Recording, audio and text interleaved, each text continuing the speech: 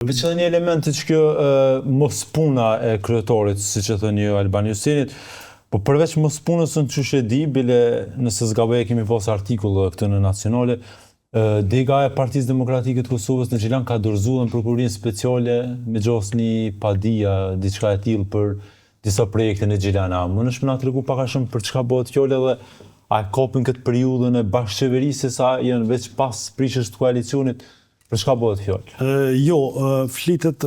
bëhet fjalë për disa shkele shumë të rënda ligjore dhe ne kemi paraqit si Parti Demokratike në institucionin ku mirët me këto çështje.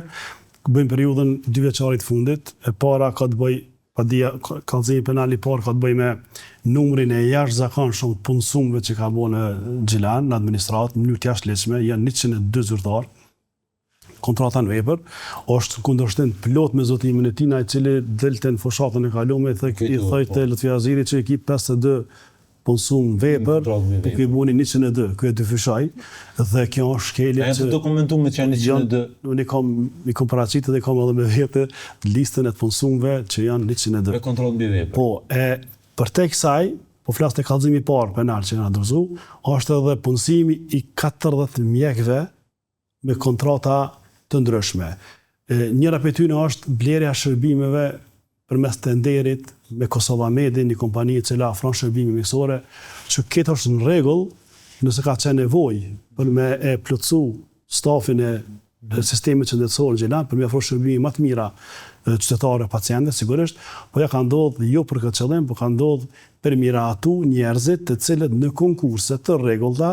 i punësonte edhe i kanë punësu të gjithë familjarët e vetë, kryetari i komunës, bashkë me kryesuesin, drejtorët komunal, deputetet, asamblestët, të gjithë kanë punësu familjarizma në këto konkurse të rregullta për me i nal pastaj zonat, mos me shku në gjykata, i ka marrë ka qitë tender, ka dhonë 500.000 euro tender për me i sistemu mjekt pa asnjë procedurë, pa asnjë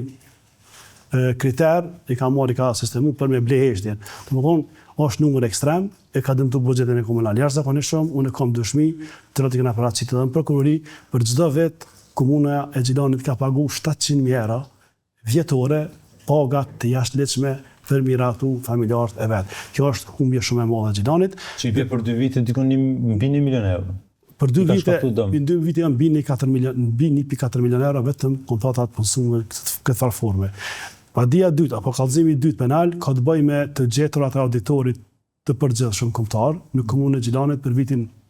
2024, ku ka vlerësuar se ka pas keqpërdorime në procedurat e tenderit, ka pas tekalime të buxhetit në projektet e shumta që kanë dhënë, ka pas ridestinim pa vendim kuvendit komunal buxhetit që është kundërshtim me ligjin, janë konstatuar pagesa përtej asaj që është e planifikuar në projektet e caktuara, ka pas rritje të vlerat projekteve dhe shumë shkelje të mëdha, e njëra ndër to është keq planifikimi i buxhetit komunal.